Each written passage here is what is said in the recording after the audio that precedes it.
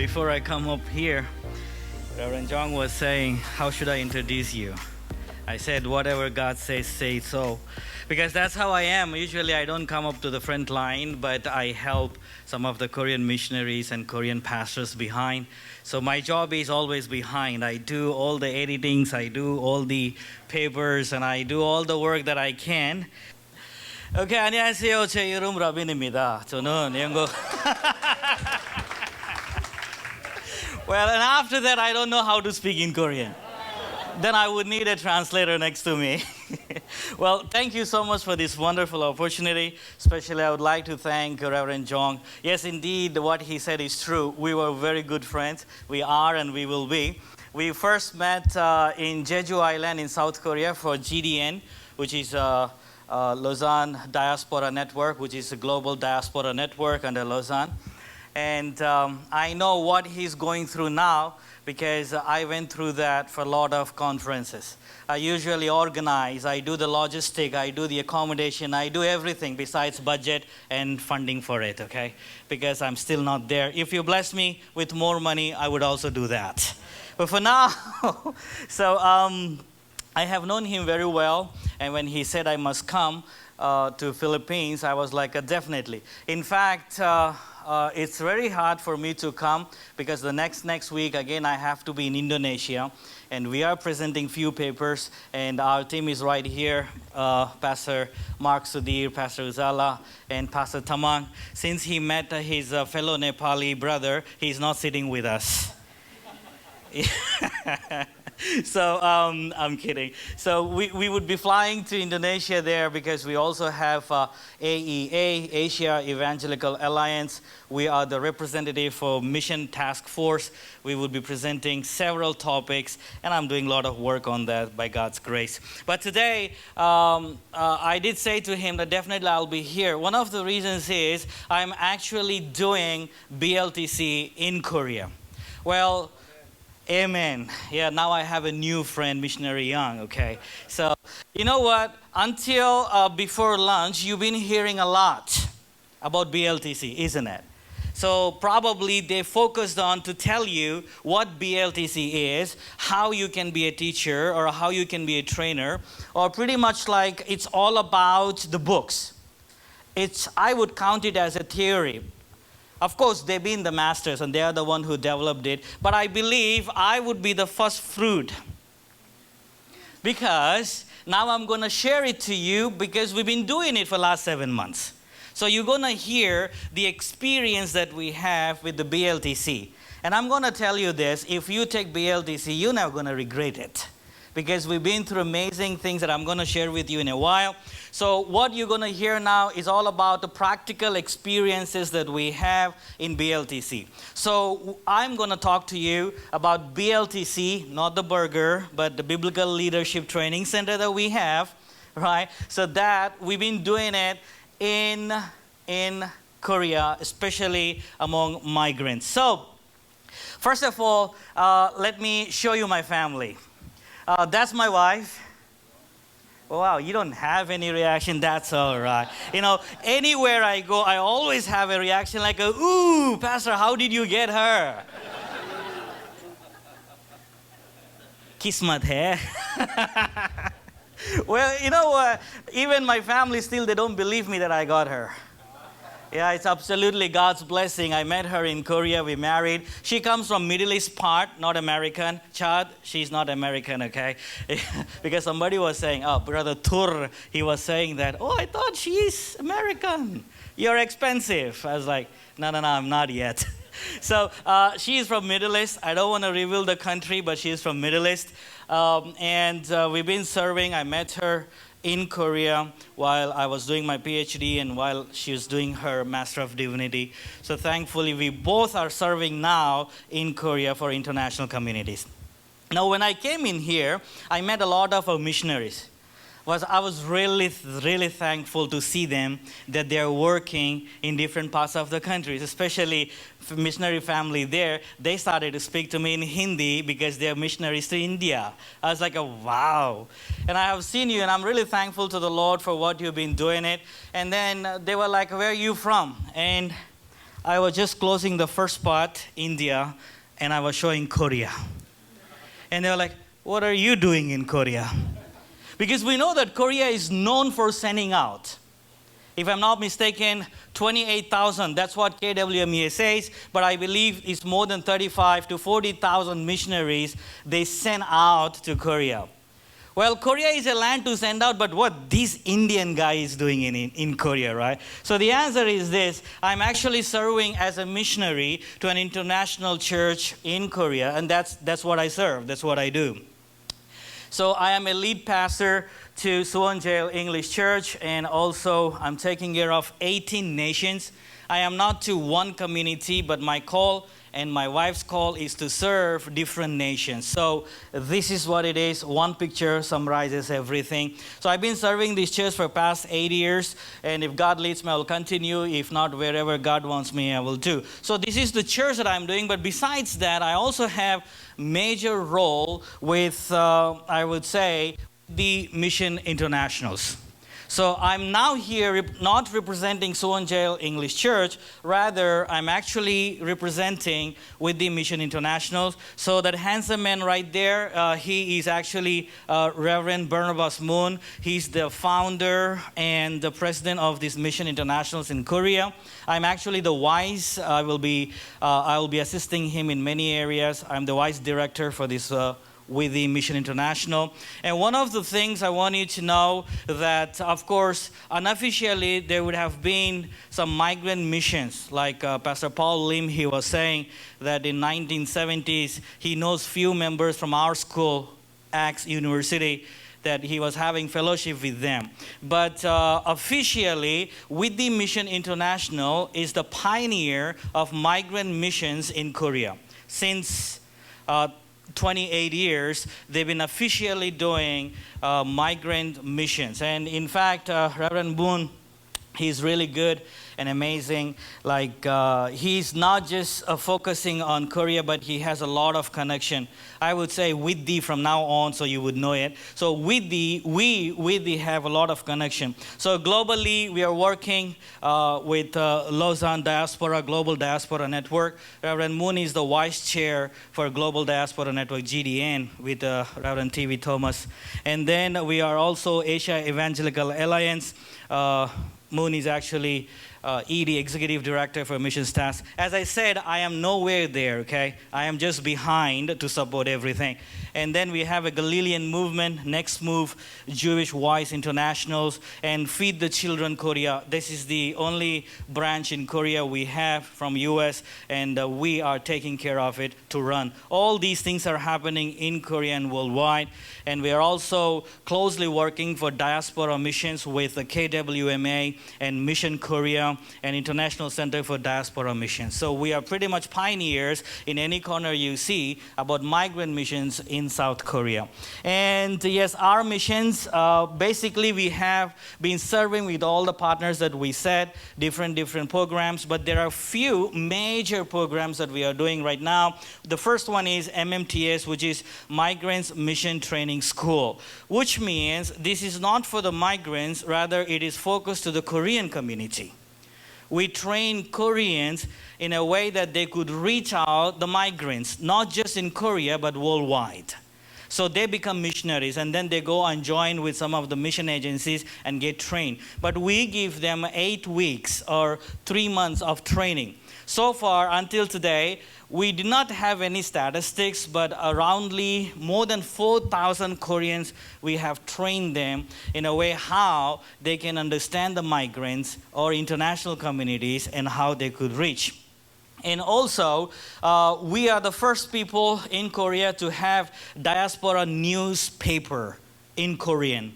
And it is being circulated among 1,200 churches. Well, I'm not grabbing or bragging all about this, but I'm just letting you know humbly how God is using us for His kingdom. I hope you understand. And also with the missionaries, we have with the missionaries around 150 globally, many in African continent and many in Asia, few in US and Canada. So we are so connected, and we help them not just financially but mutually in every way, well, however God leads us. And then we also have another most important thing, which is the WIL. We call it the WIL, which is with the Institute of Leadership.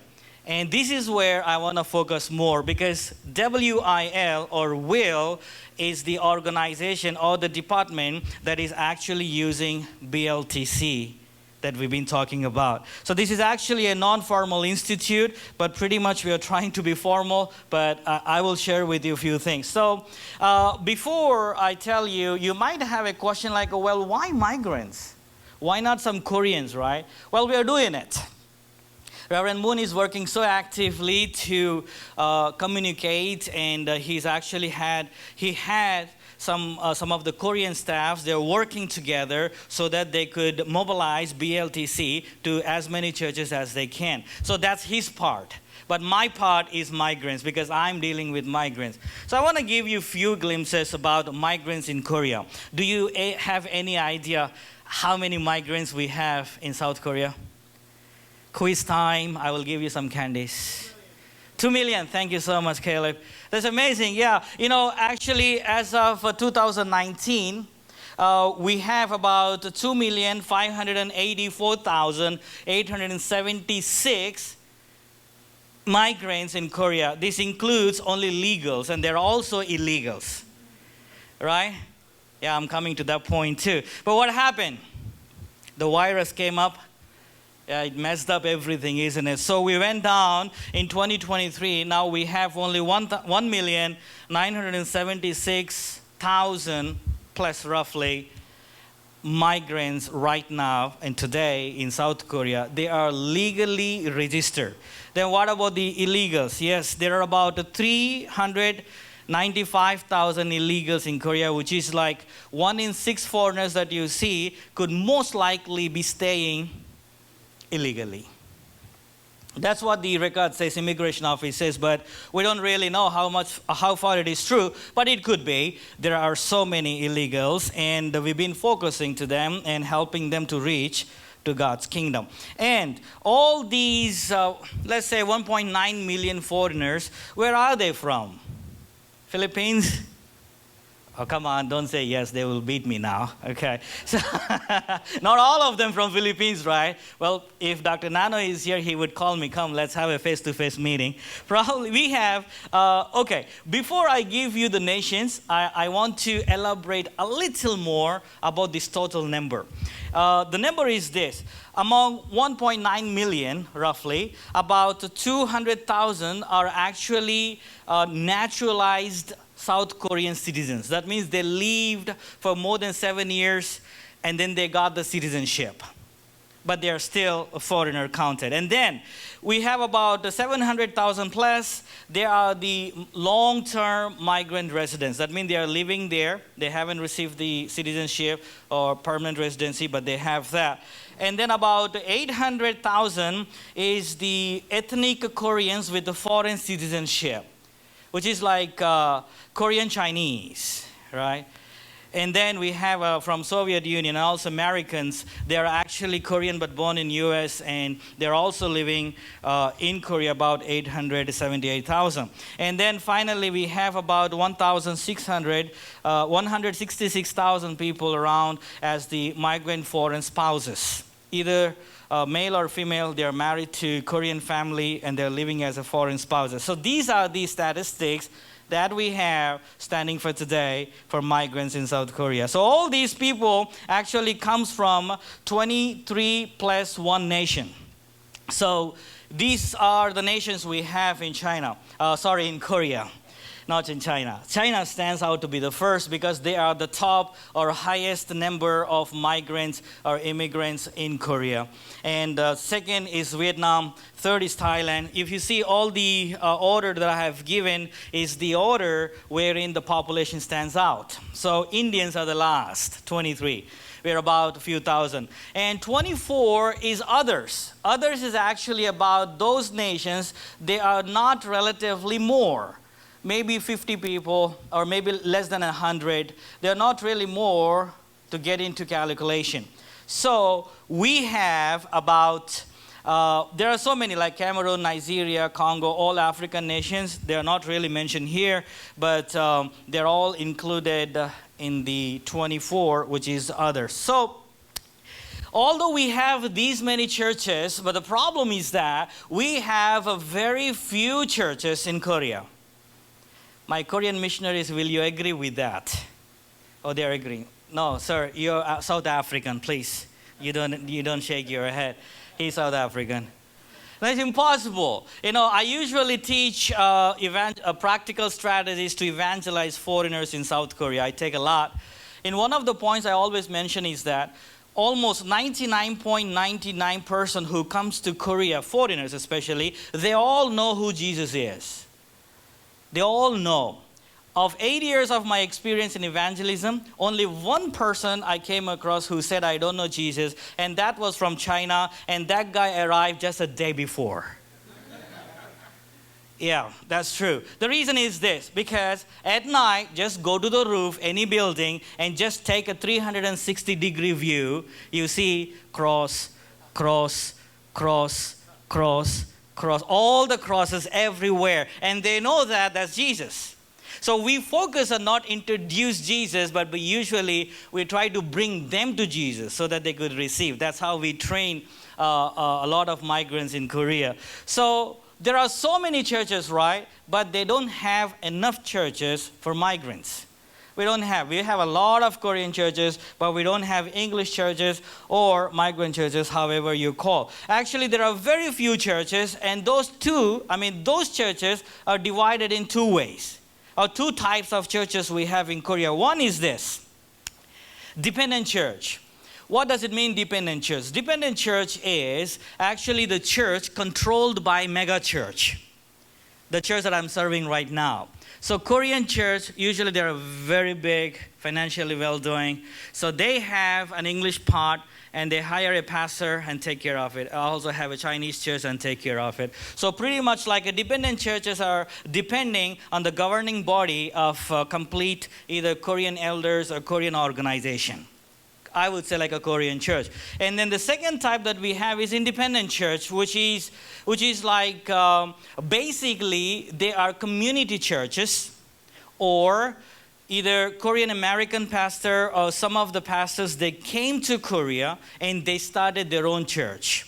But if you look into the churches in South Korea, you would not find, maybe very rare, one or two here and there, but you don't see having an international church by an international pastor who has no roots to Korea. It's really hard to survive. Financially, in many aspects, it's very hard. There are so many churches came up, especially brothers from US, they came and they tried to do it, but they closed down in a week. Within 2.5 years of time, around my church, there are 15 churches came up, but they all closed down because they don't have a proper sources financially in many ways. I would say having a migrant church in Korea is really hard. But if mega churches can move, definitely it's easy. As long as God moves their heart, it's going to be a bit tough. So in these independent churches, we have a community centers. Especially Onuri QA, if you know that, right? So they have so many mission centers, Cambodia Mission Center, India Mission Center, Nepal Mission Center, and they try to gather all those people at one place and hire one of the pastor from that particular community, and he would be taking care. And in fact, these are booming churches right now. So more than a community, more than international church, like a community, diaspora churches with their own language, they are booming in many ways in South Korea. So based on this, we realize that we need to provide a biblical training for the leaders.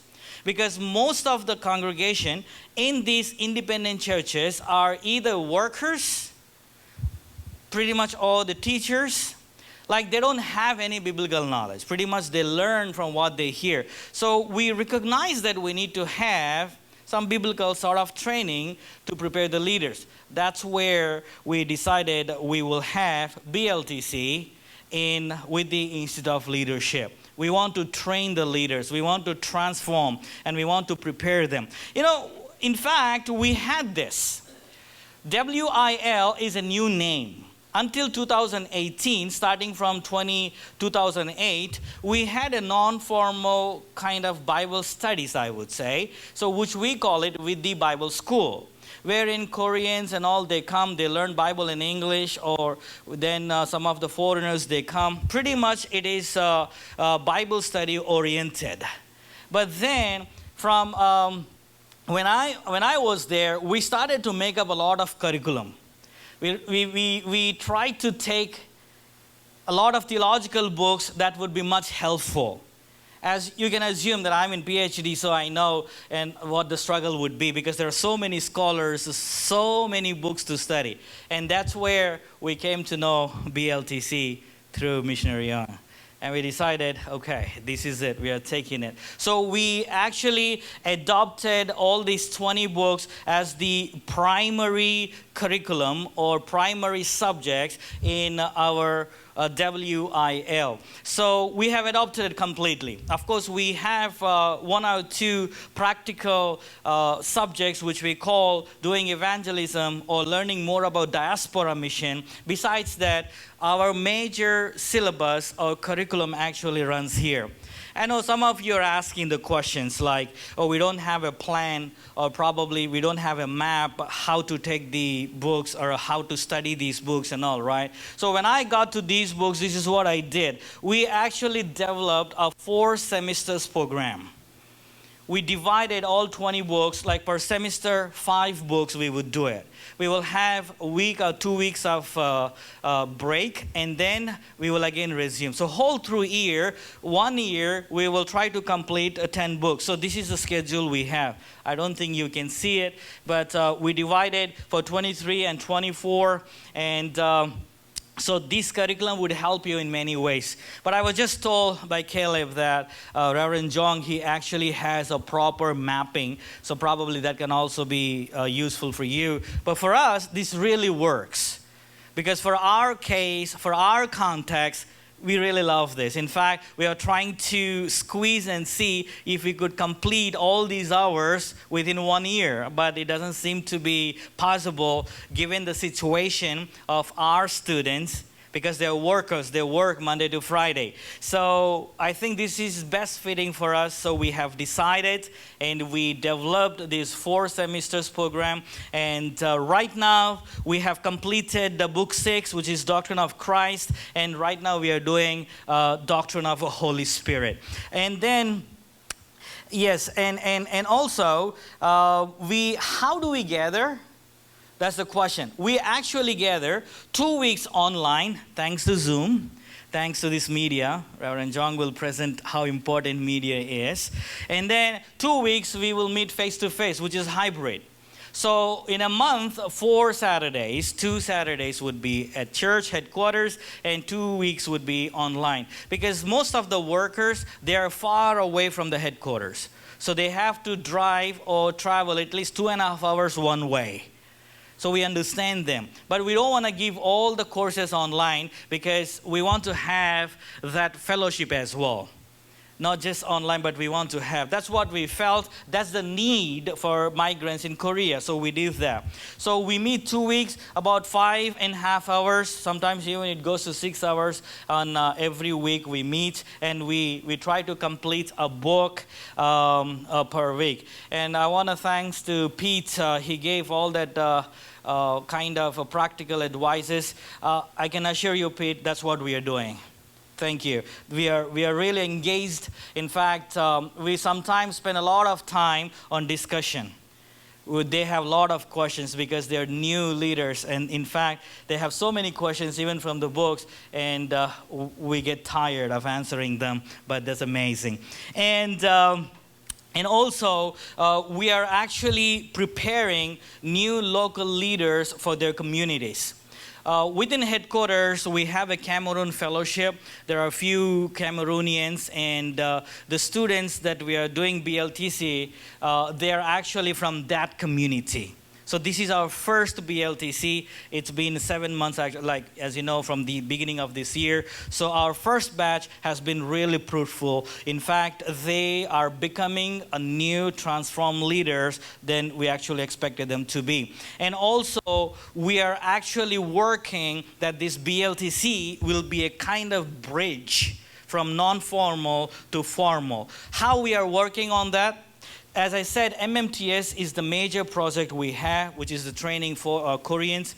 So this one is recognized by the university in USA, Canada, and France. So we are having a communication with them. Like if we have a certificate from WIL completing this BLTC, would you please accept our students to have maybe bachelor's or the lower study that they can? And the answer is yes.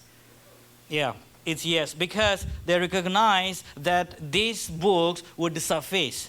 The doctor was not here. He was talking about non-formal, formal. I wanted to assure him our BLTC books, they are quite enough to get to certificate level.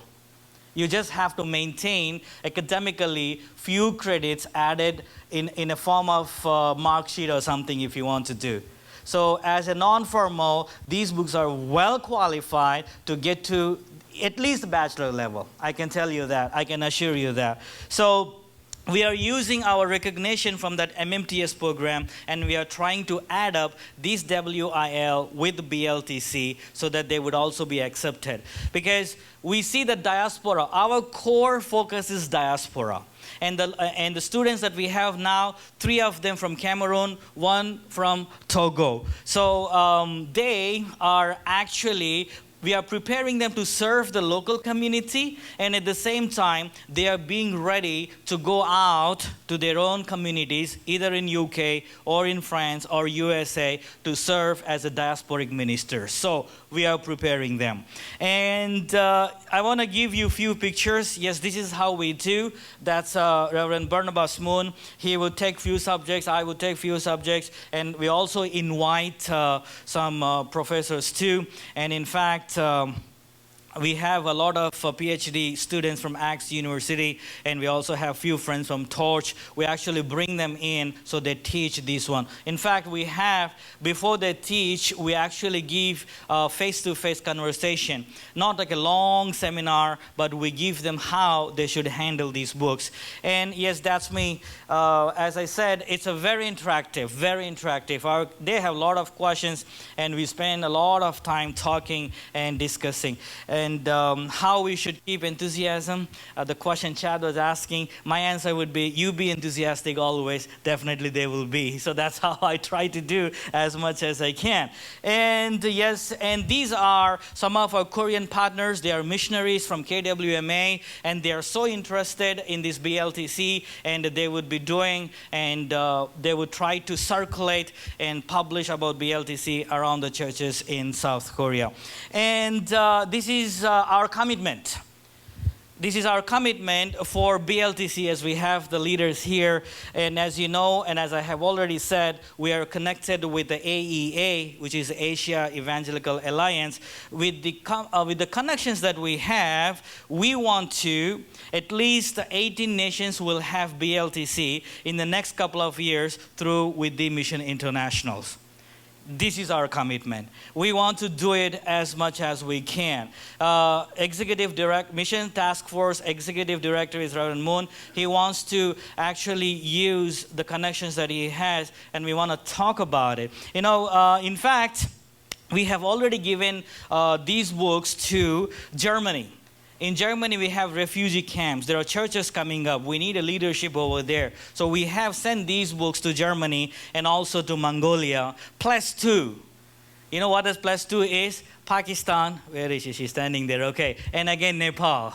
Actually, we pushed Reverend Ujala and Reverend Tamang to come over here for this Asia conference because we have already started that we will do as much as we can to promote this BLTC. Now, why do we want to do this? That's the question. Why? Caleb is not giving me any money for that. Caleb, will you? Now, he's not giving me, he's not paying me a penny. I'm telling you the truth. Okay, he might. Okay, you are the witness for that, okay? Oh, it's being recorded too. All right, we're not getting paid for that, nothing as such. In fact, we are investing on it. To teach 1 month, we spend about $500 to a professor because we learn how important it is.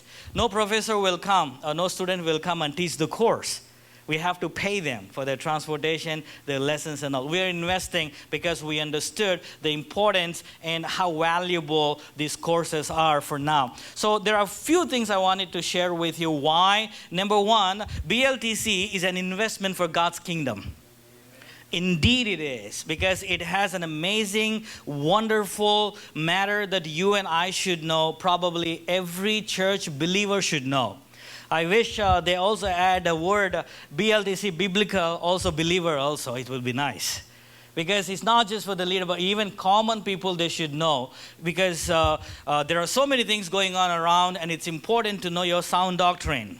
Not the snoring doctrine, but the sound doctrine, so important. So the second is this. Actually, BLTC, if you have this one in your church, it will create greater assistance in your ministry.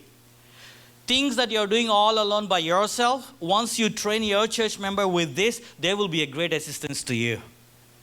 I'm not joking. This is what it happened. They would help you. I'm not saying that they're going to take your position, okay? No, that's not what they want to do. But they will help you out in many ways. You're transforming and creating new leaders to assist your ministry. You're going to have many hands coming in. If you have the believers, they may help you Sunday and they go off. Committed believers, they will do with you. But there are so many who wants to do, but they don't know how. But if you bring them here, they would know the fire. And I tell you what, these are not our thinking. These are proven. I will show you quickly in a minute. And also, BLTC actually helps identify the heresies.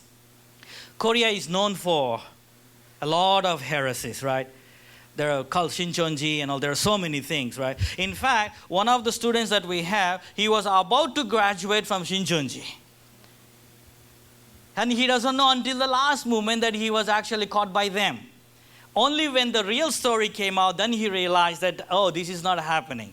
And that's what he was founding the church, and we found him during the evangelism. We took him and we started to give him the training. So BLTC has indeed a sound doctrine that aligns with Lausanne or whatever we call it. But as a student, I dedicated my life 16 years. I'm studying theology, and I've been through all the books already. And I can assure you that, yes, I'm very young. My age is not the time that you spend in mission, I understand. But I can tell you with the educational knowledge that I have, I've been through, and I can definitely assure they are sound in doctrine. And one thing I really like is that they declare that there are some points that you may not agree with it. That's what I love about. Especially in the doctrine of Holy Spirit, they did mention that you may not like it. That's really amazing. So BLTC will actually help you to find the sound doctrine. This could be overlapping, but that is true. And especially help you to know what is right and what is wrong. One of the worst things with our believers in the mission field is this. They listen to you, but someone motivational speaker will say something and they will come and fight with you. Why is that happening? Because we don't have trainings like this. Pastors, we are so busy caring for them, but we also need to do more than that. Missionaries, we also need to do. So, indeed, these trainings will help identify the heresies. And then, also, let me tell you, this is what we found. BLTC actually helps you reap the fruits as quickly as God allows. Like if you send a missionary to, let's say, a person from your community to turn Bible study, let's say, bachelor's theology, minimum 3 years or 4 years, right? If it is master's, then 2+ years. And then you have to wait. And by then, God may call him to another place. Then he would go off. But whereas this one is so secure, and you can see that you can reap the fruits quickly. How is that possible? We just did 5 books. And now we are doing the 7th book. And our 4 students, they already did a conference. We didn't assist them in any way.